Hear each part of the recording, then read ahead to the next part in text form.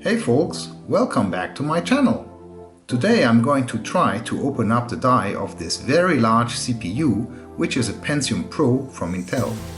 This chip is the KB80521EX200 Pentium Pro running at 200 MHz.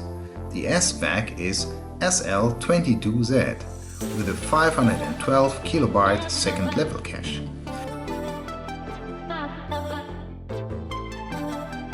So what I will try today is I will use my heat gun and I will try to remove this black part at the back, revealing hopefully the CPU die.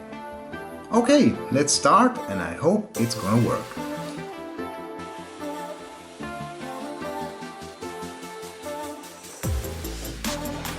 So I saw something becoming a bit liquid. Let's try now. Oh yes, there it is. Yes, almost there, and yes, wow, look at this. My God, everything is so hot now. Let's take it off. Ooh.